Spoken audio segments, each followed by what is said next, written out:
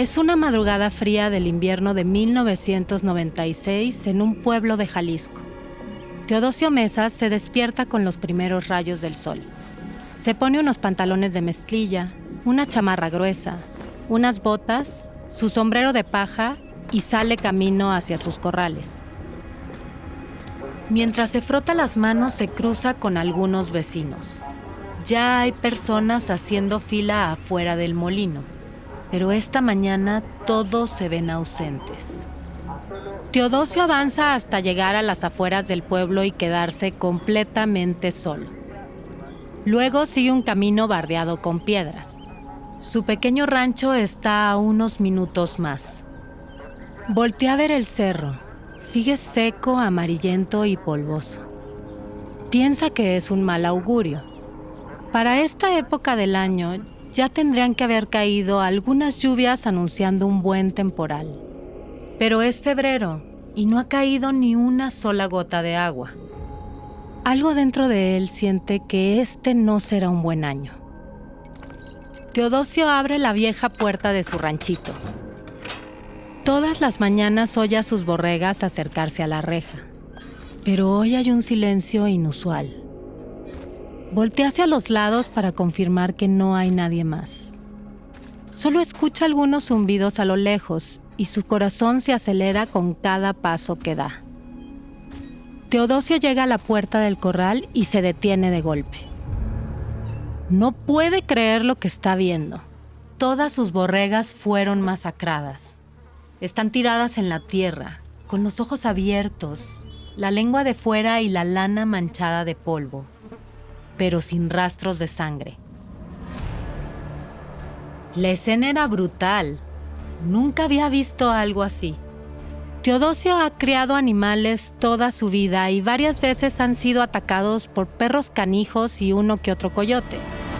Pero esto era diferente.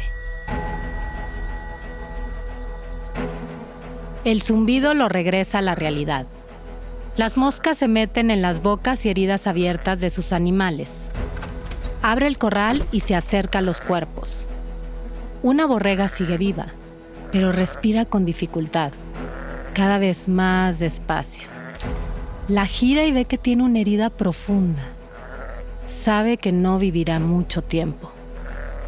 Mira a las demás y todas tienen mordidas en el cuello, pero hay una a la que le falta la mitad del cuerpo. Es como si algo la hubiera partido en dos. Teodosio camina entre los cadáveres buscando unas patas traseras, pero no las encuentra. Desaparecieron. Revisa el corral y ninguna valla está rota o vencida. La puerta tampoco está forzada. Él mismo la abrió hace unos minutos. Lo que está viendo es muy parecido a una historia que ha escuchado en la televisión en las últimas semanas. Rancheros asustados porque algo o alguien les mató a sus animales. Muchos tienen miedo de perder su fuente de trabajo y de tener que enfrentarse a un depredador desconocido, capaz de destrozar a una borrega en dos. Después de revisar los cadáveres, corre de regreso al pueblo para pedir ayuda. En cuestión de minutos se esparce el rumor de que algo extraño mató a los animales de Teodosio Mesa.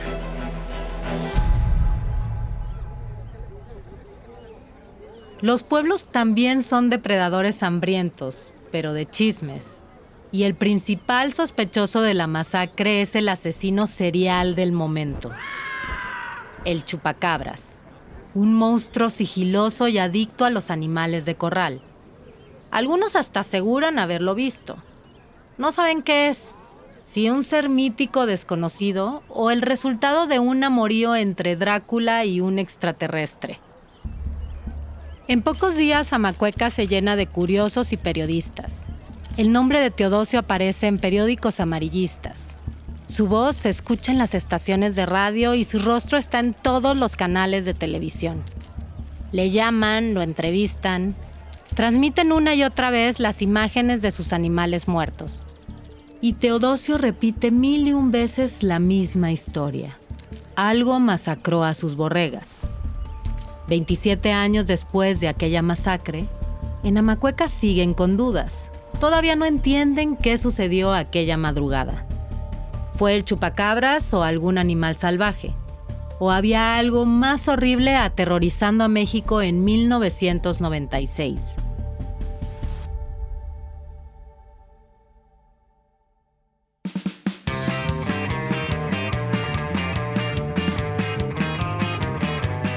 Mi nombre es Ana Paula Tovar y soy periodista desde hace 15 años. Cuando el chupacabras apareció en México, yo era una adolescente curiosa. Y confieso que sentí terror cuando vi en la televisión que algo estaba succionando la sangre de animales cerca de Guadalajara, la ciudad donde nací y crecí. Años después, ese miedo se convirtió en una obsesión por descubrir lo que hay detrás del ser mítico que cautivó a toda una generación. Esto es El Chupacabras, un podcast de Wondery y Sonoro. Episodio 1. Una masacre.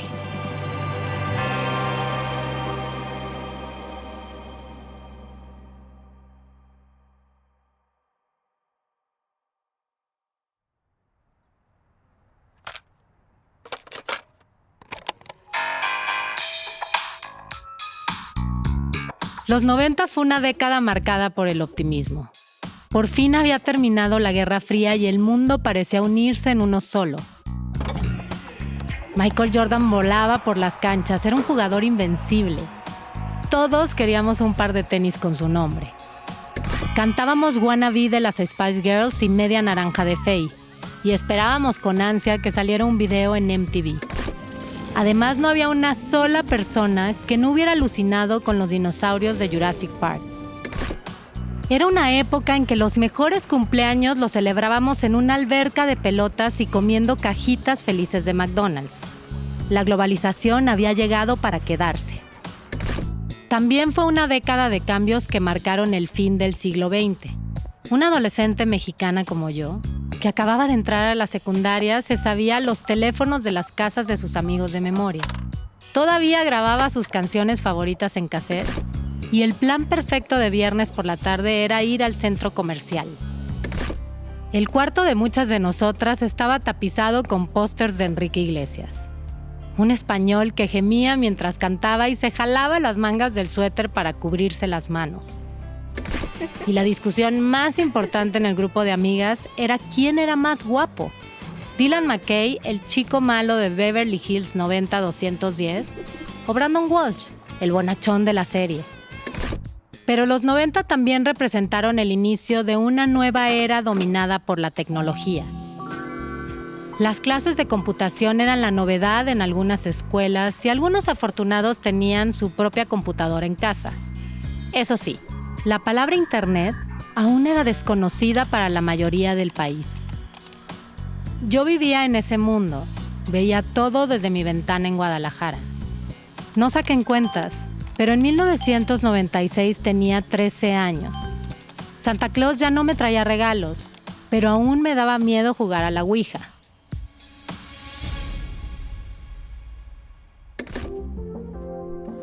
Todos los días antes de irme a la escuela, mis padres sintonizaban las noticias y yo solía verlas sentada en la orilla de su cama, mientras mi mamá me peinaba una cola de caballo y no dejaba un solo pelo suelto.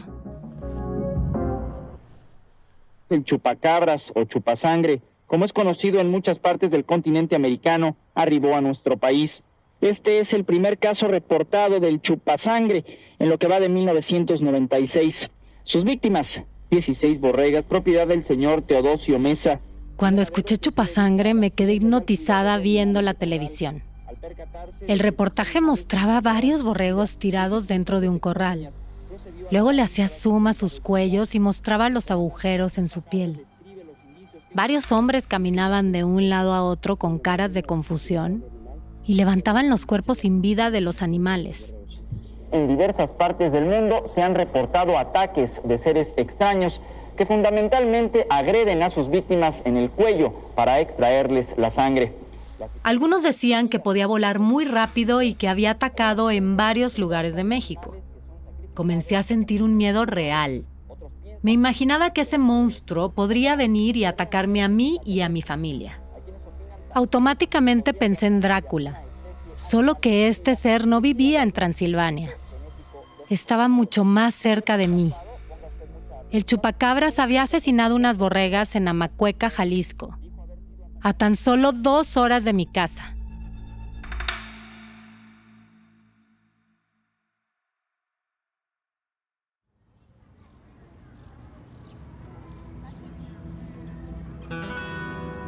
Amacueca es un pueblo jalisciense de calles estrechas, con casas de adobe y teja.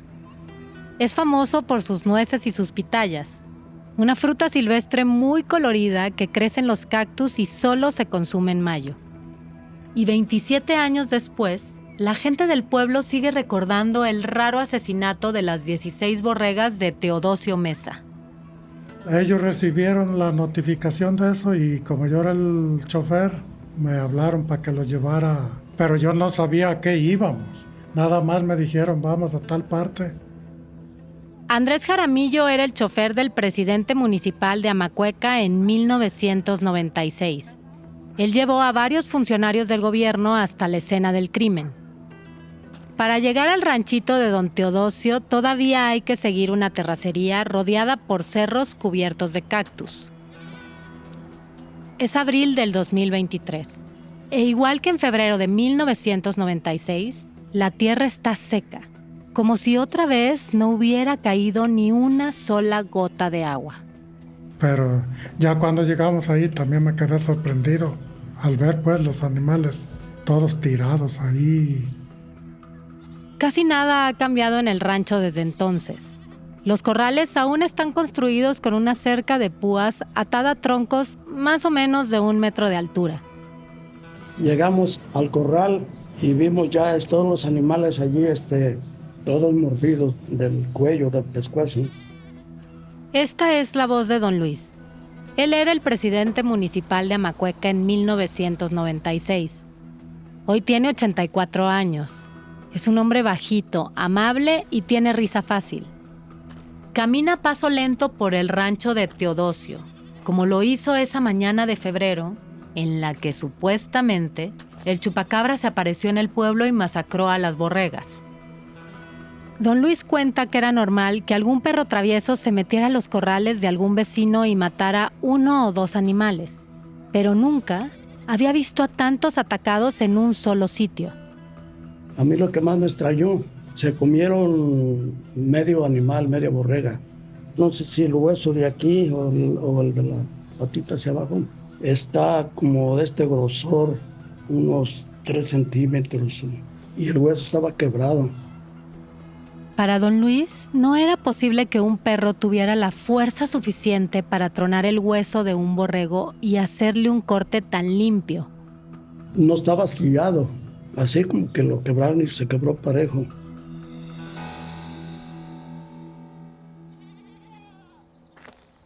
Intenté entrevistar a don Teodosio durante la visita al rancho, pero ya es un hombre grande y enfermo. En su lugar nos recibió Manuel Lerma, un familiar suyo que en 1996 además era su mano derecha. Todos estaban mordidos, todos, la mayoría estaban mordidos del pescuezo, salvo uno, que es el que dice don Luis, que estaba quebrado y estaba comido de aquí para abajo. Es algo sorprendente porque nunca había pasado aquí. Pero había un detalle en particular que atrapó la atención de Manuel. Lo extraño es que estaba un corral bien hecho, o sea, no tan fácil, un perro no se pudo haber metido por abajo, un perro no pudo haber brincado tampoco. O sea, lo extraño era eso, cómo se metieron a matar a los animales.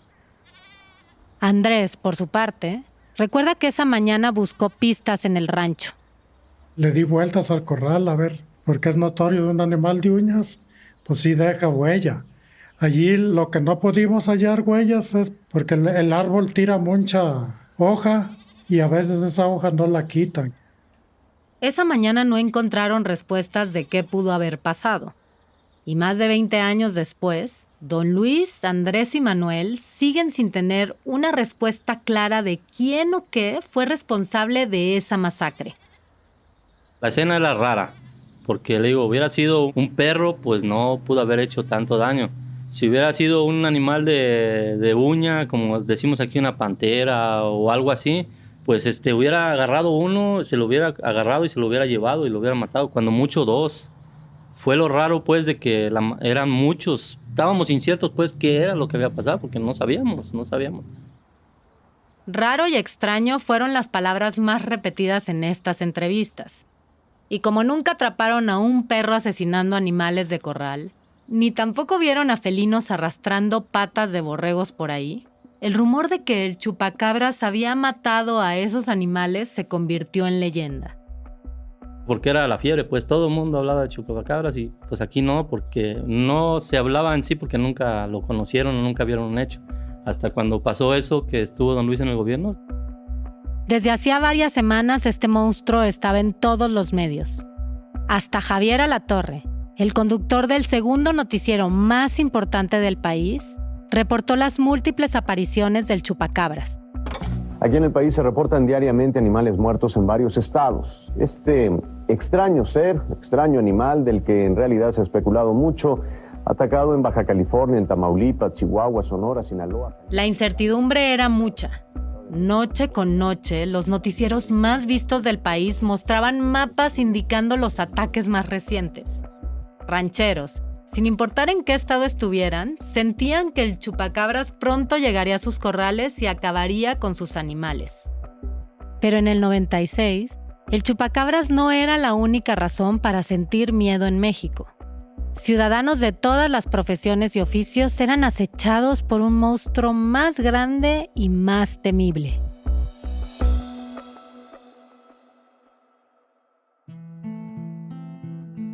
Cuando el chupacabras pisó México por primera vez, el país vivía uno de sus momentos más oscuros en la historia reciente. El optimismo pop de los 90 se había estrellado y los mexicanos estábamos asustados. Todo era caos. Había conflictos políticos, sociales y económicos. Todo comenzó con un levantamiento armado en Chiapas el 1 de enero de 1994. ¿Cómo se identifica? Marcos, comandante Marcos. Le siguió el asesinato de Luis Donaldo Colosio en marzo. Lamento decirte, Talina, y decirle a todo el pueblo de México que la presidencia de la República confirma que ha muerto Luis Donaldo Colosio, candidato del PRI a la presidencia. Y para terminar ese año negro, en diciembre la economía mexicana se quebró, como aquella borrega de don Teodosio Mesa. Antes del colapso, la economía mexicana parecía más fuerte que nunca. Muchas personas accedían a un mejor estilo de vida gracias a las tarjetas de crédito y préstamos bancarios. Pero de un día para otro, el peso se devaluó y los dólares comenzaron a valer el doble. El 20 de diciembre de 1994, los mexicanos sufrimos el trauma de una catástrofe económica inesperada y repentina. Se nos ha extraviado la esperanza de estar bien, de tener una economía en expansión y con precios estables.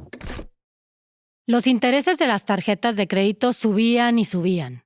Miles de personas fueron incapaces de pagar esos préstamos. Perdieron sus automóviles y sus casas. Muchos también perdieron su empleo. Las personas se agolpaban en las puertas de los bancos tratando de salvar sus ahorros. 1994 y 1995 fueron 2 años muy oscuros. La emoción de encontrar productos gringos en el supermercado se esfumó, porque se volvió difícil para muchos hasta comprar jamón. Leer o escuchar las noticias era deprimente. El año ha comenzado mal y oscuro, el peso por los suelos. Los mexicanos lastimados han perdido el ánimo. El dólar pasó de 12.50 a 3,000 pesos. La inflación pasó en un año de 191 a 303%. La deuda externa del gobierno se triplicó, al igual que las tasas de interés. Millones de mexicanos que habían creído en la promesa del crecimiento, que compraron boleto al viaje de la prosperidad, adquieren de pronto la condición de náufragos en el hundimiento financiero. ¿Y quién cree que terminaría pagando esa nueva deuda? Las familias mexicanas. Los mexicanos estábamos hasta la madre. Los culpables de la catástrofe de aquellos años tenían nombre y apellido. El presidente Ernesto Zedillo, el expresidente Carlos Salinas, el PRI que llevaba en el poder más de 60 años y, claro, los banqueros. Pero la tragicomedia mexicana estaba por dar un giro inesperado. 1996 trajo consigo a un monstruo que supuestamente tenía colmillos más grandes que los banqueros. Una criatura capaz de algo que ni el político más corrupto del PRI había logrado: sacarle hasta el último mililitro de sangre a sus víctimas.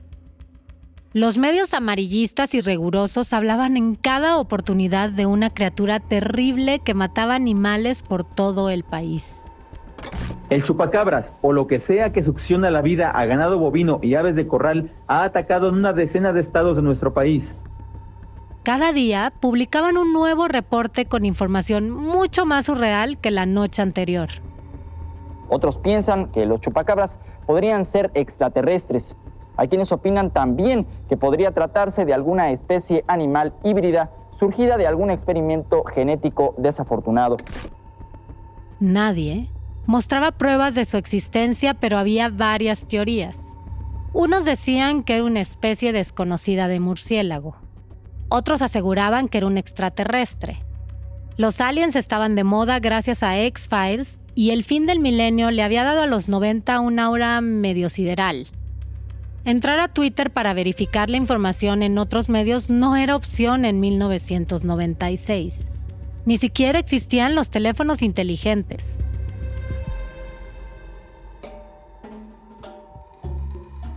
En México, la información estaba en manos de muy pocos, y Televisa era el gigante de esos pocos. Una televisora poderosa que no ocultaba su afinidad con el gobierno. El presidente Carlos Salinas de Gortari envía un mensaje a los mexicanos sobre las elecciones del próximo domingo y afirma: cuanto mayor sea la participación ciudadana, más fortaleceremos a nuestras instituciones democráticas. Ese compadrazgo comenzó a avivar un rumor: que el gobierno estaba detrás del chupacabras y lo había inventado para distraer a los ciudadanos del caos, que todo era una cortina de humo. El chupacabras tenía la receta perfecta para levantar sospechas. Era un ser desconocido que atacaba de una forma particularmente aterradora. Succionaba la sangre de sus víctimas hasta dejarlas secas. Solía matar a muchos animales a la vez. No dejaba pistas, era siniestro y escurridizo. Y por supuesto, nadie lo había visto. Todo lo que ha surgido alrededor del chupacabras. Playeras, hay dulcerías, dibujos, hasta centros nocturnos que así se llaman, el chupacabras. Todo esto son síntomas de la llamada fiebre del chupacabras o la chupacabras manía. Fue un fenómeno que duró de enero de 1996 hasta el otoño de ese mismo año. Y de pronto se esfumó. Pero el chupacabra se quedó en la memoria de mi generación. En camisas con su imagen, en canciones de merengue y hasta en el nombre de unos tacos muy famosos en la Ciudad de México. El miedo que sentí la primera vez que escuché de él desapareció con el tiempo. Pero saber qué pasó realmente detrás de las noticias del chupacabras se convirtió en una obsesión. Y hace poco descubrí que era una obsesión compartida por toda una generación. Estaba en una sobremesa con varios amigos y alguien mencionó al monstruo que causó terror en los 90. Y no me refiero a Salinas. La polémica se desató. Algunos dijeron que Carlos Salinas lo había inventado, que le había pagado a los supuestos testigos. Un amigo incluso creía que los mismos rancheros habían matado a sus animales con un trinche de cocina. Pero nadie tenía una explicación lógica a las muertes de aquellos animales. Y así comencé un viaje inesperado en el que busco saber qué estaba detrás del humo que generó el chupacabras. En esta búsqueda hablé con testigos de los ataques y con los periodistas que cubrieron esas noticias en 1996. Por ahí me colé en la casa de una leyenda de los medios de comunicación. Entrevisté a una ambientalista muy respetada y visité al ufólogo más famoso de México. Lo único que tiene este depredador de chistoso es el nombre. Todo lo demás, si alguien se tiene que enfrentar con él en una noche, ya verás que no tiene nada de chistoso, ¿no? Y claro que como buena mexicana, sospechaba que el gobierno tenía vela en este escándalo. Por eso también escucharán a políticos que fueron parte del equipo de Ernesto Zedillo y del villano favorito de muchos, Carlos Salinas. Y no estaba tan perdida, porque en el camino encontré un documento muy revelador sobre rumores, manipulación y noticias falsas, escrito en una oficina muy importante del país. Pero no quiero arruinarte la sorpresa. Solo quiero decirte que cada entrevista se convirtió en una pieza para completar este rompecabezas. Y la primera pieza que necesitaba saber era de dónde carajos había salido el chupacabras. Con tristeza descubrí que el chupacabras era como Luis Miguel. Siempre había pensado que era mexicano, pero en realidad era puertorriqueño. Pero eso se los cuento en el próximo episodio de El Chupacabras.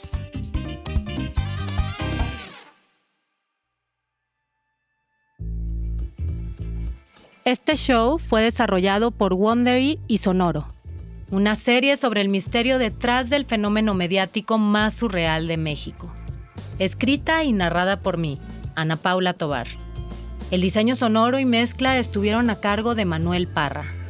La producción es de Fernanda Estrada Argumedo y Paloma Navarro Nicoletti. La edición es de Rodrigo Crespo. La producción ejecutiva de Sonoro es de Joshua Weinstein, Jerónimo Ávila y Camila Victoriano. Por parte de Wondery, la producción es de Carlota Aparicio y la producción ejecutiva es de Sara Barrett, Jessica Bradburn y Marshall Louis.